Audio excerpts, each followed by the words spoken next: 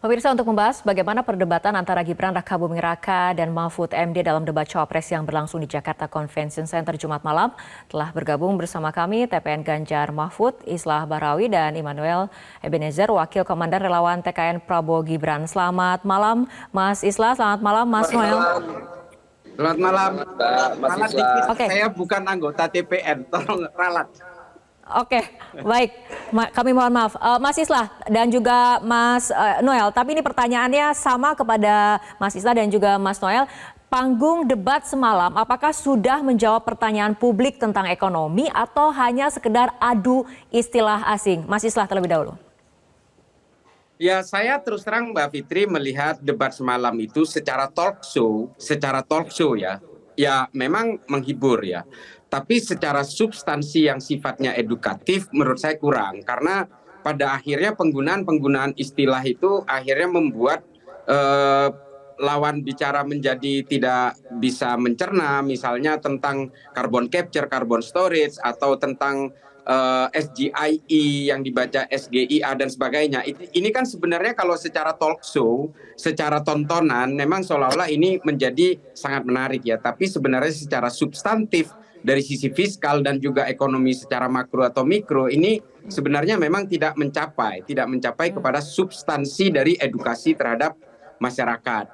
Dan itu memang terus terang penggunaan istilah-istilah yang sangat spesifik itu kemudian menjadi jawabannya itu tidak kepada poin yang diinginkan oleh si penanya.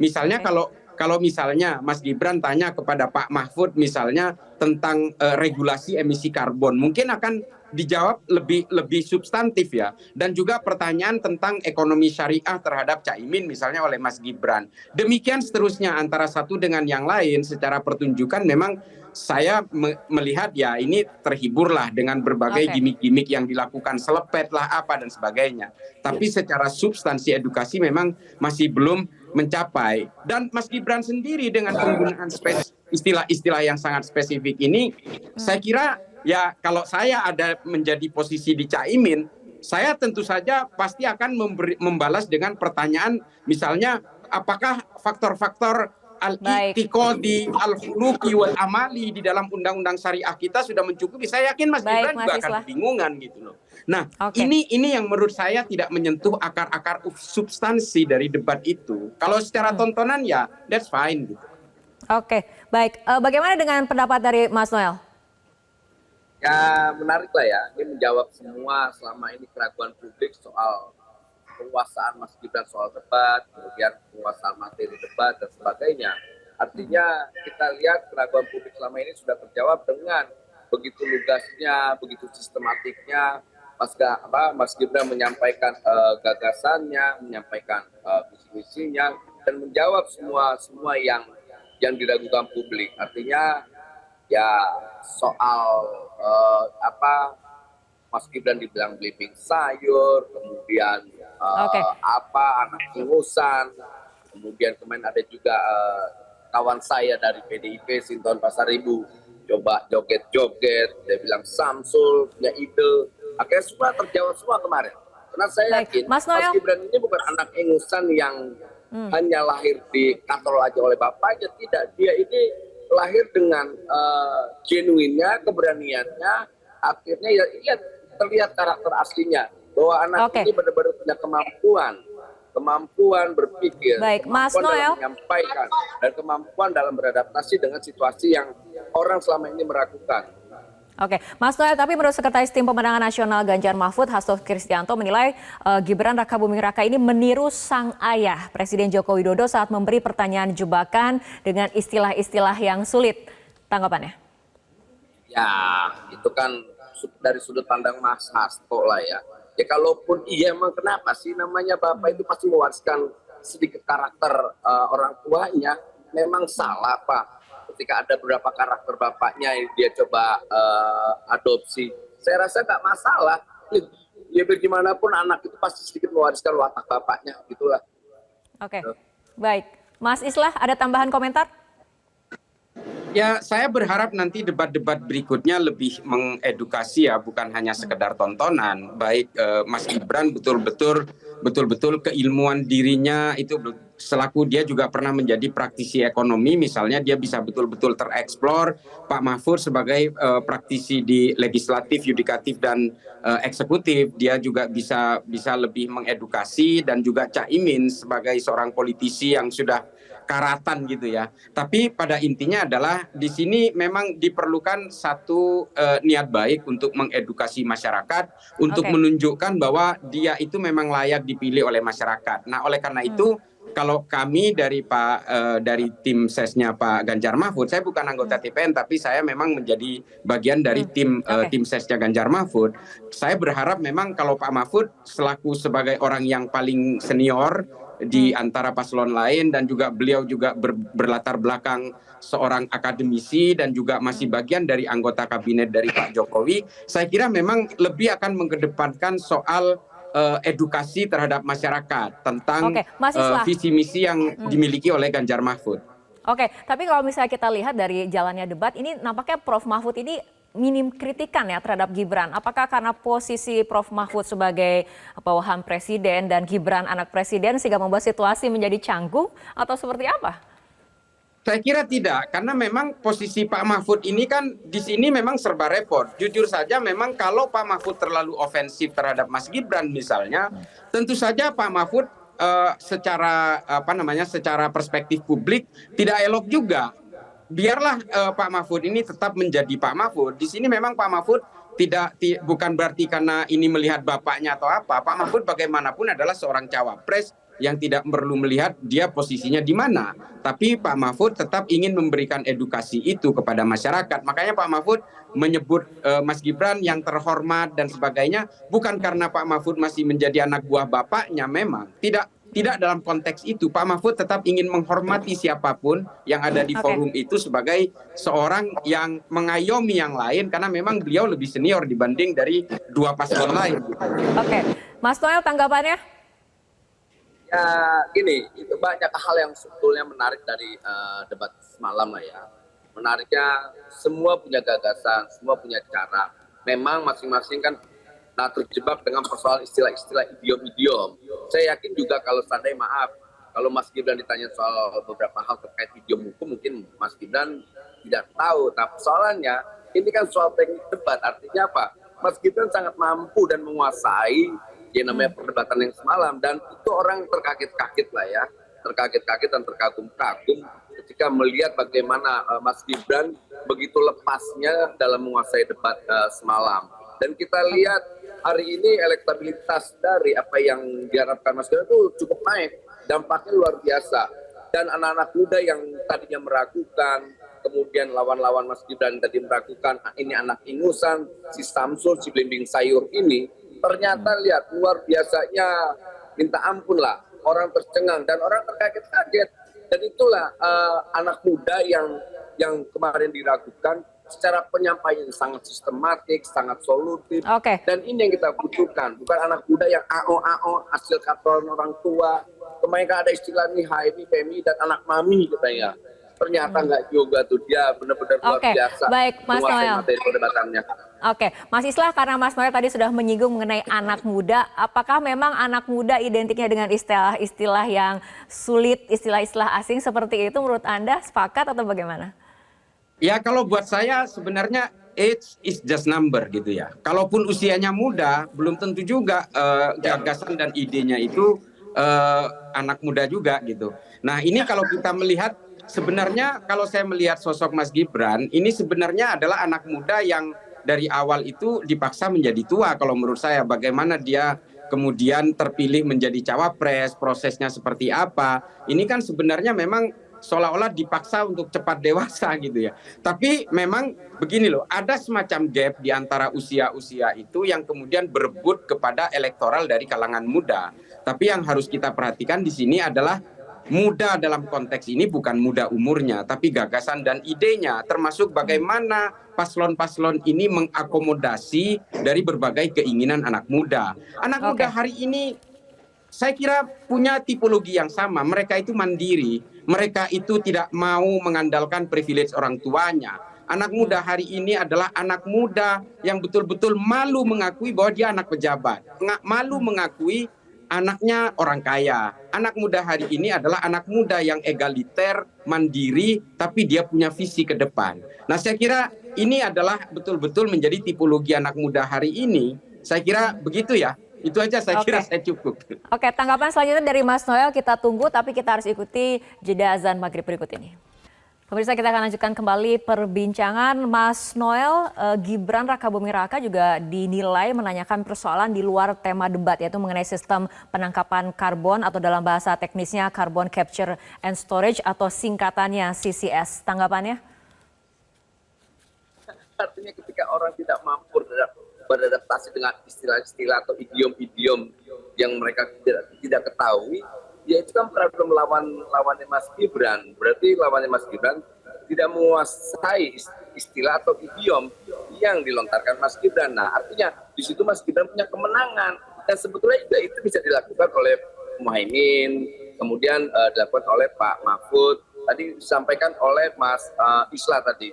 Kalau seandainya Mas Muhaimin menyampaikan dengan istilah atau idiom pakai bahasa Arab, saya yakin Mas Gibran juga akan keteteran. Nah, problem itu kenapa tidak dilakukan, gitu loh. Jadi Anda mengakui bahwa ini memang strategi untuk mematikan debat, mematikan lawan seperti itu, Mas Noel? Itu bagian strategi dong, strategi yang luar biasa yang tidak diketahui orang. Dan hari ini adalah eranya digital. Pasti ada idiom-idiom baru, ada istilah-istilah baru yang terkadang memang orang tidak mengetahui istilah itu. Nah, saya lihat Mas Gibran tidak ingin menjebak, karena memang itu adaptasi idiom itu yang sudah dilakukan oleh Mas Gibran. Baik, Mas Islah tidak terlalu kaget dengan istilah-istilah yang sudah terbiasa dia sehari-hari dia kerjakan, gitu loh, Mbak. Oke, Mas Islah tanggapannya? Saya sih terus terang begini ya, karena memang sangat beragam ya tanggapan dari masyarakat, misalnya seperti yang didapat dari drone emprit misalnya. Drone emprit itu memang positif komen yang ada di lintas lini masa media sosial itu memang Mas Gibran tinggi, tapi sentimen negatifnya juga lebih tinggi. Pak Mahfud beda 1 angka, tapi sentimen negatifnya sangat rendah. Artinya memang konfigurasi respon dari netizen atau dari masyarakat terhadap debat tadi malam itu memang sangat beragam ya. Pada intinya adalah memang kalau saya terus terang masih melihatnya secara objektif saja. Kalau debat-debat itu memang kalau tergantung dari mana kita melihatnya. Kalau kita melihatnya secara talk show, secara tontonan, memang tadi malam itu menarik. Dan bahkan yang menguasai panggung, saya secara objektif aja, yang menguasai panggung itu bisa dibilang itu memang miliknya Mas Gibran, karena memang Mas Gibran yang selama ini dianggap yang underestimate, ternyata dia bisa memberikan paparan misalnya. Mas Islah, tapi kalau dilihat dari Prof. Mahfud tidak bisa menguasai panggung dan materi? Ya, tapi kalau substansi materi itu misalnya ada di Pak Mahfud. Dan juga bagaimana penggunaan istilah-istilah baru yang sifatnya memiliki wow effect itu dimiliki oleh Caimin dengan Slepetnomics misalnya. Ini kan baru banget. Artinya tergantung dari mana kita melihatnya perspektif itu. Nah, ini masing-masing ini kalau ini dianggap sebagai satu long shot gitu ya, masing-masing paslon itu punya snapshotnya masing-masing, punya kelebihannya masing-masing, punya kekurangannya masing-masing. Artinya kalau saya melihatnya secara objektif saja, tapi memang kalau kata Mas Noel tadi surveinya, apalagi barusan misalnya Fahri Hamzah mengatakan setelah debat semalam hasil surveinya ternyata Prabowo Gibran di atas 50. Mana mungkin 12 jam sudah keluar hasil surveinya. Come on man gitu loh. Ini oke lah, kita jangan menyikapi ini secara bombastis juga. Kita ya pada tataran-tataran yang sangat normatif saja sih menurut saya. Mas Noel tanggapannya jangan menyikapi secara bombastis seperti itu? Ya nggak apa-apa lah. Tapi yang pada prinsipnya kami senang sekali dengan apa yang sudah dilakukan Mas Gibran. Selama ini orang kan meng-underestimate, dibilangnya siapa, anak limbing sayur, si Samsul. Jadi ya sudahlah, kita senanglah dengan hasil semalam. Tapi akhirnya underestimate yang selama ini dilakukan oleh kawan-kawan yang selama ini coba ragu terhadap Mas Gibran sudah terjawab semalam. Dan itu, itu Mas Noel, sebuah yang luar biasa lah untuk kami. Oke, selanjutnya, bagaimana sebetulnya respon Anda ketika Gibran menjawab pertanyaan soal pajak, kemudian menggunakan analogi memperluas kebun binatang? Ya kan istilah itu kan biasa aja. Gitu istilah kebun binatang misalnya, ya kita bangun kebun binatang, ya kita banyakin aja pohon-pohon spot-spot. Agar apa? Ya semua bisa berkembang di situ, semua bisa dimakan di situ. Kan analogi yang paling sederhana, nggak terlalu susah. Makanya orang Karena di jangan medsos terlalu sudah ramai seperti itu, Mas Noel. Apakah kemudian mempertanyakan apakah wajib pajak ini berada di posisi seperti yang ada di dalam kebun binatang atau seperti apa? ya nggak begitu juga kan, itu analogi yang kesannya dibangunnya jelek sekali. Padahal tidak dong, makanya lihat dari sudut pandangnya. Apa yang dimaksud dari apa kebun binatang itu? Kebun binatang itu lebar, besar, jangan dikecilkan. Di situ bisa ada pertumbuhan-pertumbuhan, bisa nanam pohon A, nanam pohon B, yang bisa digunakan oleh misalnya kebutuhan binatang itu sendiri. Misalnya bukan untuk kesannya pajak itu penggunaan orang-orang binatang, maka kadang-kadang orang berpikirnya terlalu jelimet, akhirnya setiap apa yang disampaikan itu selalu dipelintir. Jangan dong. Gitu. Baik, Mas Islah tanggapannya? Ya, saya terus terang begini, saya melihatnya begini ya, dari pertanyaan Pak Mahfud tentang tax ratio itu. Sebenarnya menurut saya pertanyaannya tidak terjawab. Tapi memang Mas Gibran ini sepertinya memang sudah dipenuhi dengan briefing-briefing misalnya tentang analogi kebun binatang dan sebagainya. Ini kan sebenarnya adalah analogi-analogi ekonomi makro dan mikro yang memang biasa dipakai. Dan kalau kita melihat dari substansi tanya jawab antara Pak Mahfud dengan Mas Gibran di situ, sebenarnya Mas Gibran tidak menjawab pertanyaannya. Karena yang ditanya oleh Pak Mahfud itu adalah tax ratio 23% itu sebenarnya merujuk kepada apa? Karena kalau kita merujuk kepada PDB sudah ada hasil 82%. Kalau merujuk kepada APBN misalnya itu kan angkanya ada di kisaran 20%. Yang ditanyakan Pak Mahfud 23% ini merujuknya kepada apa? Nah ini nggak dijawab. Tapi analoginya adalah tax ratio itu adalah memperlebar kebun binatangnya dan sebagainya. Nah, ini adalah pantolifting yang tidak terjawab dari inti pertanyaan Pak Mahfud. Karena memang Mas Gibran ini pastinya ini sudah di-brief berhari-hari sehingga yang ada di dalam ide dan gagasan Mas Gibran itu semua apa yang sudah didata entrykan ke dalam kepala dia. Sehingga ketika dia menemukan pertanyaan yang challenging seperti itu, ya tentu saja memang tidak bisa dijawab, ya akhirnya muter-muter lewat kebun binatang itu. Nah ini kan sebenarnya teknik retorika dalam berdebat biasa. Nah makanya yang saya bilang begini, saya terus terang melihat semuanya itu secara objektif saja, bahwa memang debat ke depan itu lebih mengetengahkan substansi materi debat, bukan hanya sekedar talk show, bukan sekedar panggung tontonan. Ini adalah edukasi juga kepada masyarakat. Pilihan masyarakat juga sudah jelas sebenarnya. Paling yang diperebutkan kan cuma soal swing voter dan undecided voter saja sebenarnya. Baik, mengenai hal ini kita akan tanyakan dulu ke Mas Noel. Pertanyaannya kurang lebih sama dengan Mas Islah juga. Apakah kemudian penampilan Gibran tadi malam akan mampu mempengaruhi pilihan pemilih bimbang, Mas Noel? Saya rasa terlihat lah Mbak ya, semalam begitu banyak komen-komen netizen dan kelompok-kelompok yang lain yang selama ini meragukan Mas Gibran. Akhirnya kita lihat hasil debat itu sangat memukau. Sebenarnya kita tidak kaget dengan hasil debat semalam, karena itu sudah masuk dalam yang kita sudah perkirakan.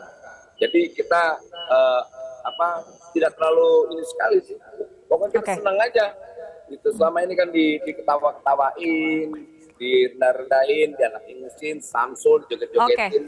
Makanya ketika sekarang ya kita tidak mau ngejogetin mereka, ya sudah kita ke depan. Tadi kayak masih sedang ada evaluasi, kita bicara tentang substansi, ayo kita bicara lebih substansial ke depan agar perdebatannya lebih menarik, lebih edukatif, kayak begitulah kira-kira Mbak. Baik, Mas Islah, bagaimana dengan penampilan Mahfud tadi malam? Apakah mampu mempengaruhi pilihan pemilih bimbang? Ya, kalau kita memang berharap kepada pemilih-pemilih yang punya nilai objektif ya, yang bisa melihat rekam jejak masa lalu dari setiap paslon, apa yang akan diharapkan visi misi ke depan. Karena bangsa ini kan bukan hanya urusan 1-2 hari ketika terjadi pilpres. Ini berbicara tentang 5 tahun ke depan itu kita mau ngapain sih? Bahkan tahun depan ini bakal ada ekonomi krisis secara global, El Nino dan sebagainya. Ini kan adalah tantangan kita ke depan. Pak Mahfud tetap berbicara tentang masa depan Indonesia. Setidaknya sampai kepada tahun 2030 ketika kita memiliki ambang batas dari bonus demografi itu. Oke, Nah, baik. ini Pak Mahfud yang memang selalu menekankan itu, makanya saya pikir masyarakat yang objektif dan punya harapan ke depan Indonesia akan lebih maju, saya kira akan lebih memilih Ganjar Baik. Mahfud gitu ya, daripada hanya sekedar gimmick-gimmick di dalam tontonan-tontonan di medsos ataupun hanya sekedar talk show di debat seperti tadi malam. Saya kira masyarakat kita sebenarnya jauh lebih cerdas, apalagi kalangan Oke, anak baik. muda hari ini seperti yang saya gambarkan tadi. Oke, baik Mas Islah dan juga Mas Noel, kita tunggu saja bagaimana penampilan selanjutnya dari Capres maupun Cawapres. Dan terima kasih Mas Islah dan juga Mas Noel telah berbincang bersama kami malam hari ini. Jelajahi cara baru mendapatkan informasi. Download Metro TV Extend sekarang.